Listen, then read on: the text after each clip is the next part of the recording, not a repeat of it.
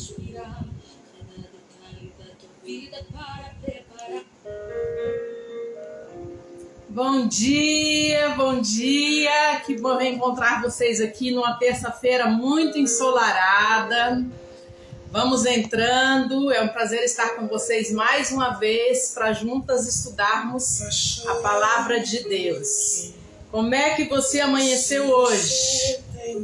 Lembre-se que você tem um Deus que cuida de você em todos os momentos. Recolhe todas as suas lágrimas num potinho para depois te dar dupla honra.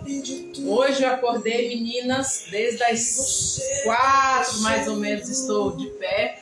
Mas pensem na enxaqueca, na dor de cabeça. Ontem eu até comentava com a Flávia que tinha 10 dias já que eu não tinha dor de cabeça. Fui abrir minha boca, olha aí o que aconteceu, né? A dor de cabeça chegou. Vamos chegando. Pegue a sua Bíblia e vamos estudar a palavra de Deus nessa manhã. Vamos ver o que Deus tem a nos dizer a respeito da mesa, né? Do propósito da mesa. O tema de hoje é importantíssimo, né? Um lugar à mesa de Deus.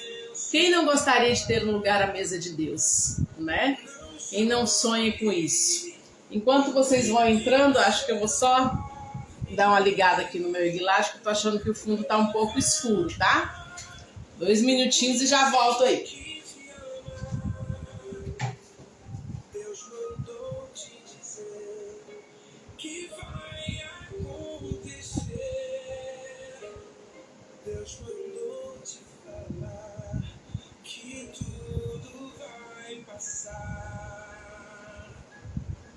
Lembrar de onde você veio e aonde que você chegou.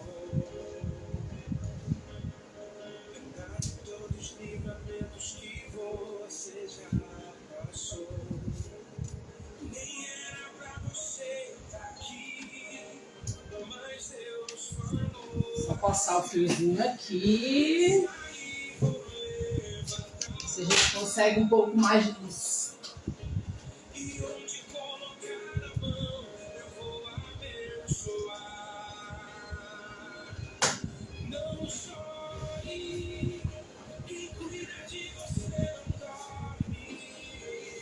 Melhorou um pouco, né? Vamos lá. Cleberson, meu amigo, acabou de entrar, seja bem-vindo, que saudades. Fazendo o trabalho de Deus com excelência aí no Nordeste, tenho acompanhado você, orado por você.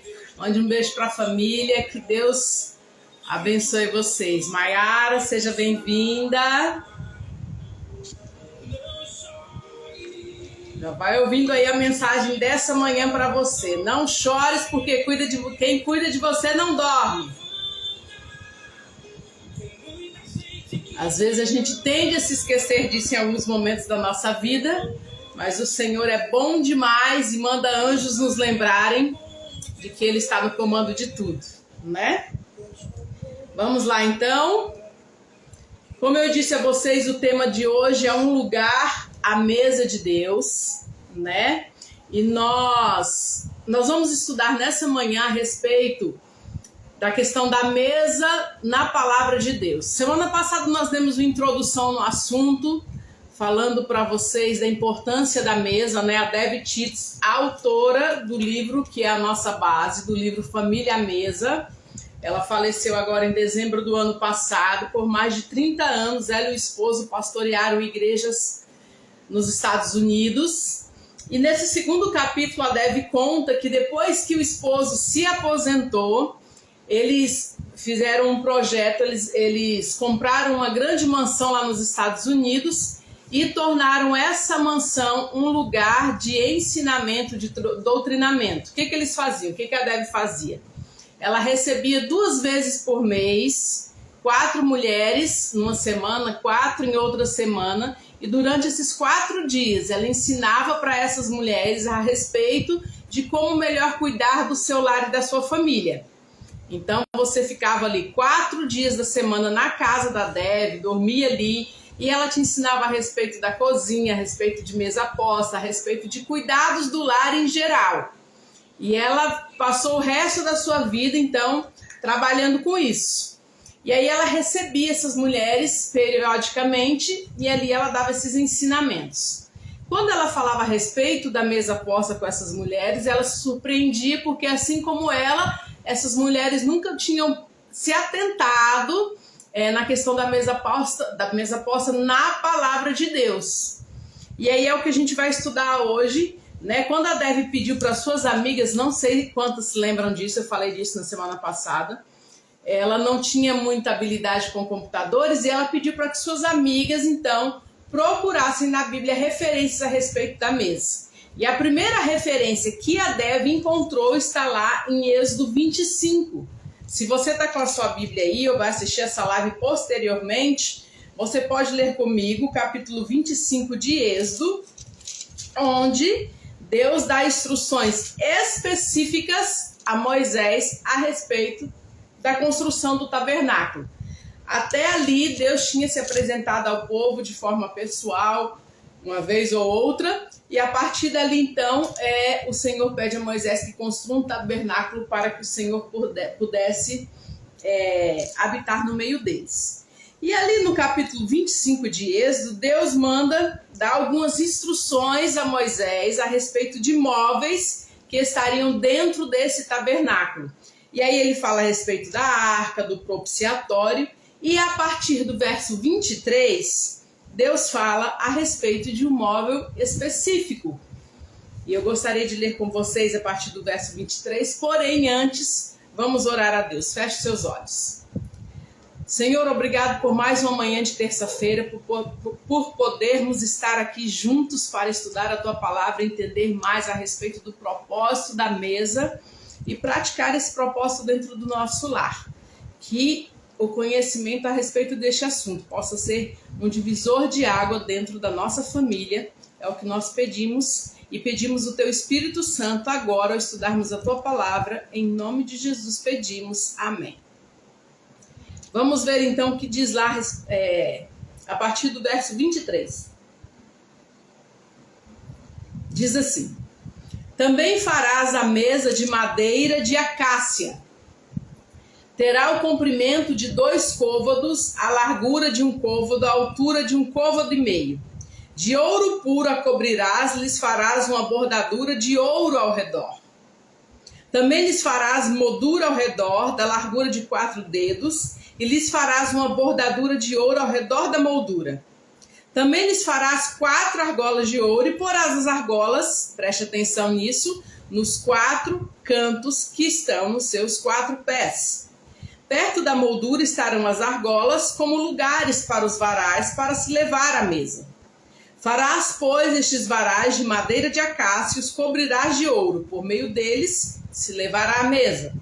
Também farás os seus pratos, os seus recipientes para incenso, as suas galhetas, as suas taças, em que se hão de oferecer libações. De ouro puro os farás. E a gente vai parar por aqui. Percebemos aí então que a primeira vez em que Deus fala com Moisés a respeito desse móvel é aí em Êxodo 25, né? E a primeira vez em que a mesa é citada na Bíblia.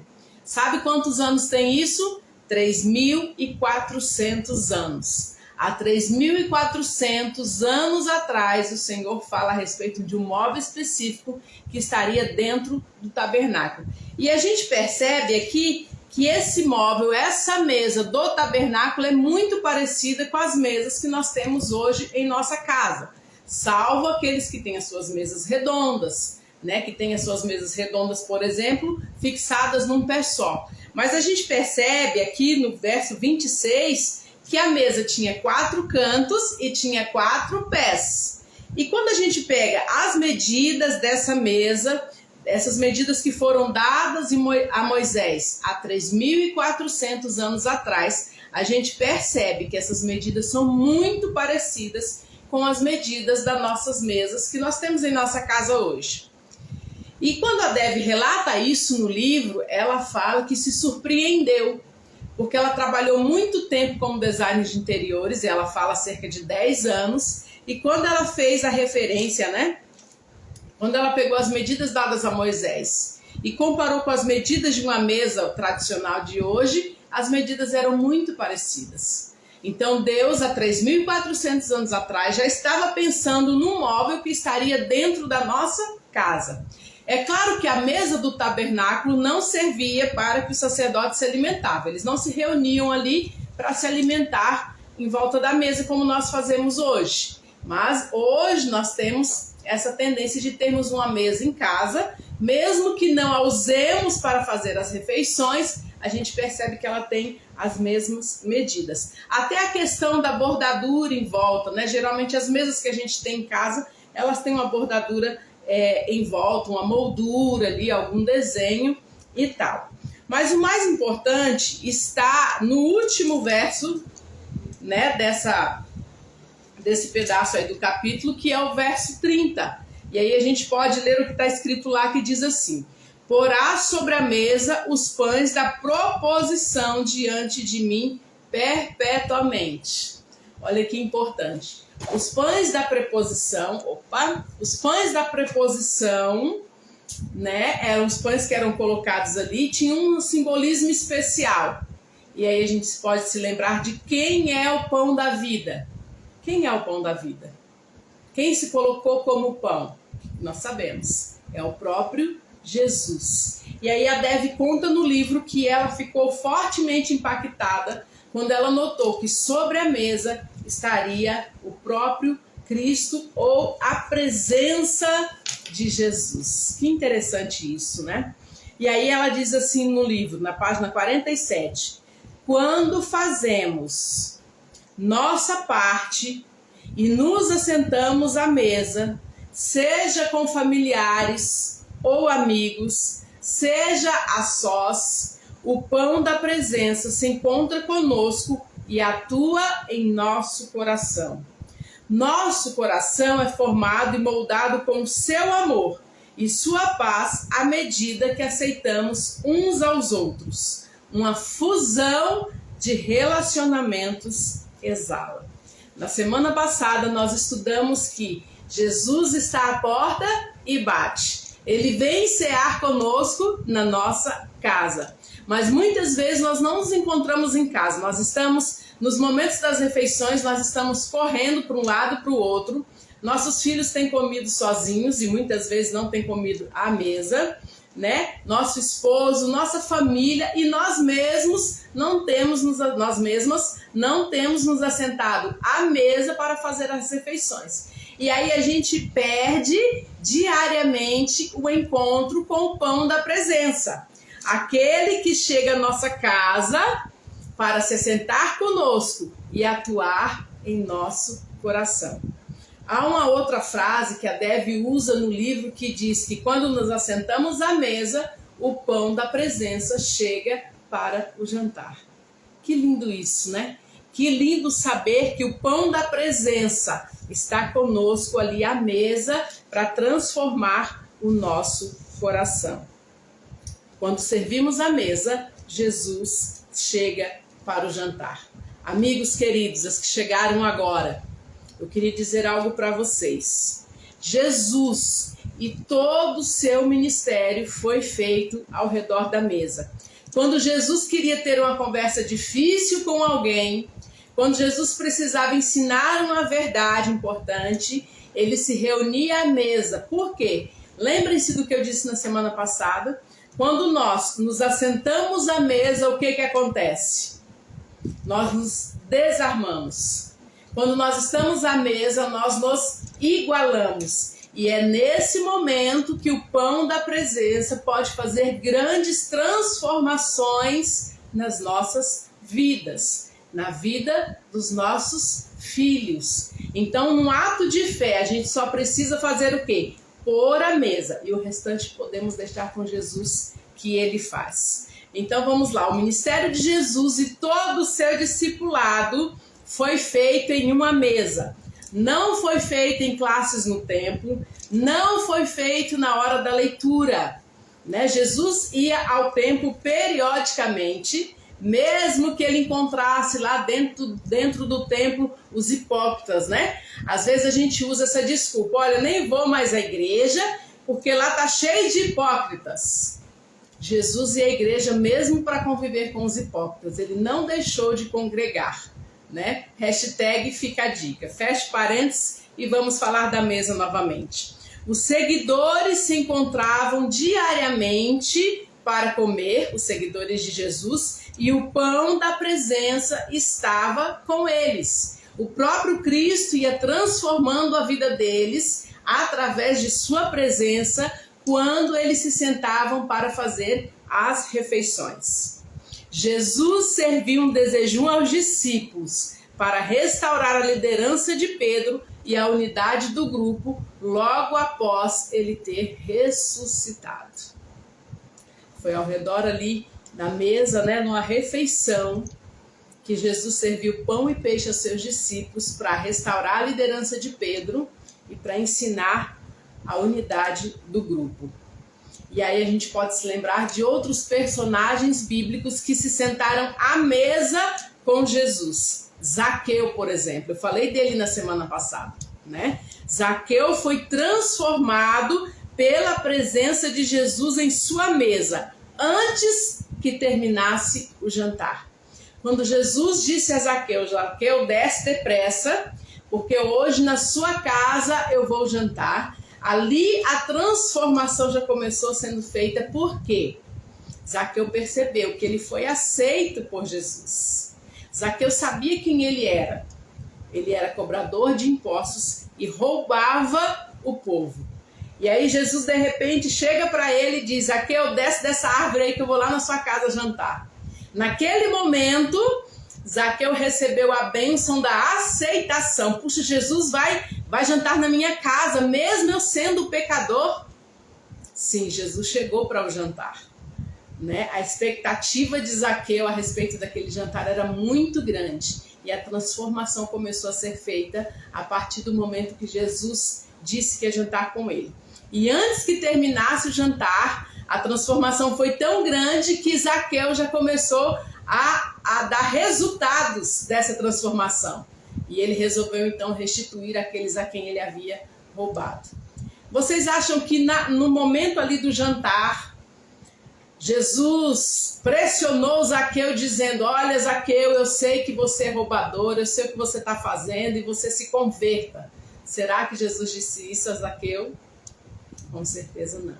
A própria presença de Jesus, o olhar de afeto, a empatia, os gestos, tudo isso ia dizendo a Zaqueu o quanto ele era amado, o quanto ele era aceito.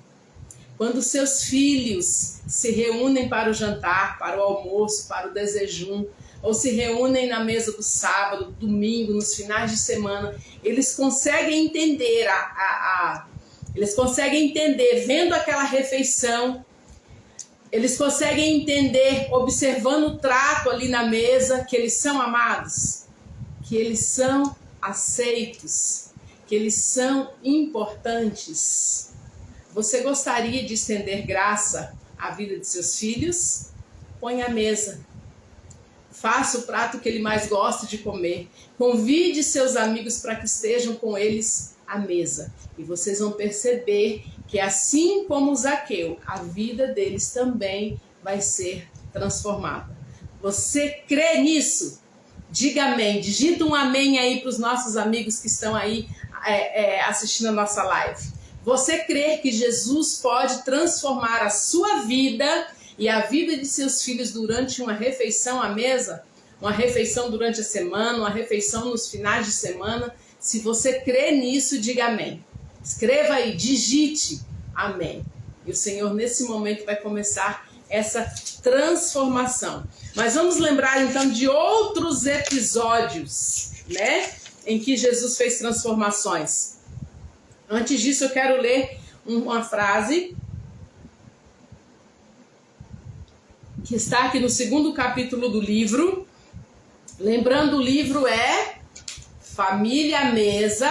Se você não adquiriu ainda, busque na internet. Aqui em Campo Grande está em falta. Nós procuramos na semana passada em todas as livrarias e não encontramos o livro, mas você pode buscar na internet, tá? Há uma frase na página 80 do livro que diz assim: existe algo de muito poderoso relacionado à mesa. Quando uma pessoa se sente indesejada, rejeitada e sem valor, você pode levá-la à sua mesa e o senso de valor dela será elevado. Incrível isso, né? A gente não precisa comprar presentes caros, a gente não precisa escrever um livro para dizer o quanto as pessoas são amadas e quanto elas têm valor. A gente só precisa chamá-las à mesa. Você já pensou nisso? Trazer à mesa uma pessoa que se sente indesejada, rejeitada e sem valor? Olha só, a minha amiga Gleice digitou ali, né? Muito forte essa palavra, é muito bom quando sentimos o carinho e cuidado quando alguém coloca a mesa para nós. É diferente de quando simplesmente o alimento é preparado e posto para nos alimentar. Exatamente isso. Quando alguém prepara uma mesa para nós, nós nos sentimos importantes. É por isso que nós precisamos preparar a mesa também para outras pessoas.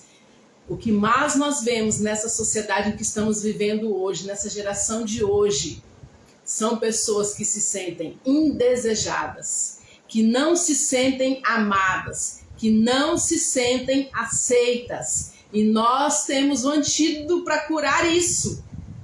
É fazermos refeições à mesa. E eu queria que você se lembrasse agora do filho pródigo. O filho pródigo, ele decidiu sair de casa, não teve conversa, não teve conselho, não teve nada que o fizesse mudar de ideia. E ele falou: quero sair de casa, me dê tudo que eu tenho direito e eu vou rapar o gato daqui. E assim seus pais o fizeram. E ele foi, nós sabemos o que aconteceu. Mas um certo dia ele decidiu voltar. E ele pensou: até os servos do meu pai têm comida, tem uma comida melhor do que a que eu estou me alimentando aqui. E aí ele seguiu o caminho de volta. Seu pai, todos os dias, seu pai subia a colina e ficava olhando pelo caminho onde seu filho tinha ido embora e pensando e crendo que por aquele mesmo caminho um dia ele voltaria. E foram dias e dias, meses e meses, anos e anos até que aquele filho decidisse voltar. Mas um dia, aquele pai, do alto da colina, ele conseguiu visualizar que alguém vinha pela estrada. E quando aquela pessoa começou a se aproximar, ele conhecia o andar dele e ele pensou: é meu filho. Antes que ele se aproximasse muito, aquele pai desceu correndo aquela colina e quando chegou ali perto de seu filho, percebendo que realmente era ele, seu pai disse: para aí. Eu não disse para você que isso ia acontecer? Foi isso que aquele pai disse, amigos. Aquele pai disse: para aí. Eu não te avisei? Ou aquele pai disse: para aí. Primeiro vamos conversar. Foi isso que aquele pai disse? Não, aquele pai fez o quê? O que aquele pai fez? Você se lembra? Digita aí. O que aquele pai fez naquele momento? O que ele fez, meus amigos? Aquele pai simplesmente... Music Play Mode. Aquele pai simplesmente grudou no pescoço de seu filho e disse aos seus servos: vão preparar uma mesa. Hoje meu filho vai jantar conosco. Você já pensou nisso? Graça, perdão, salvação. Naquele momento, aquele filho foi aceito. Foi aceito. E aí eu quero que você pense na história também de Mefibosete. Mefibosete vivia uma vida miserável. Não bastava ser pobre, ele ainda era aleijado das pernas. E aí um dia Davi, no auge do seu reinado, olhando pelas janelas do palácio, via tudo que havia conquistado E ele se lembrou de uma promessa que tinha feito ao seu melhor amigo Jonathan. E aí ele chamou os seus servos e disse: há porventura no meu reino algum descendente de Jonathan para que eu possa demonstrar misericórdia para com ele? Sim, havia. Mefibosete ainda vivia. E aí os seus servos pediram: vá buscá-lo, eu quero conversar com Mefibosete. E eu penso que os servos então pegaram seus melhores cavalos e foram em busca de Mefibosete. E quando chegaram no vilarejo onde ele morava, deram a notícia para ele, e Mefibosete pensou assim: agora é o meu fim. Já não basta uma vida miserável, já não basta ser aleijado das pernas, agora o rei quer me ver. Com certeza ele vai se vingar do meu pai e vai me matar, com certeza. E eu penso que Mefibosete começou a seguir o caminho em direção ao palácio, já pedindo perdão dos pecados, já fazendo o seu acerto de contas com Deus, porque ele pensou que com certeza ele seria morto por Davi. E aí, meus amigos que estão aqui, quando Mefibosete chega ao palácio, Davi está sentado em seu trono, as portas da sala real se abrem e Davi se levanta e vê que Mefibosete vem se arrastando de cabeça baixa até onde ele estava. Naquele momento, Davi fez uma sentença. Davi disse a Mefibosete: você vai morrer. É isso que a Bíblia conta? Não. Naquele momento, Davi se abaixa, abraça Mefibosete e diz a ele: a partir de hoje, todos os dias da sua vida, você se assentará à mesa comigo. Sabe o que é isso, amigos? É graça, perdão, salvação. E é isso que a mesa traz. Eu penso que em todas as refeições seguintes, em que Mefibosete se sentava à mesa de Davi, ele entendia o amor de Deus por ele, o cuidado de Deus, a aceitação, o perdão de Deus, a salvação. Muitas vezes precisamos estender graça ao redor da mesa.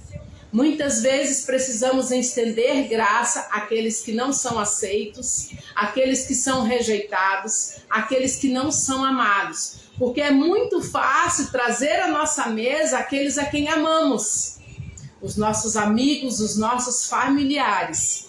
Mas nessa manhã de terça-feira eu quero fazer um convite a você.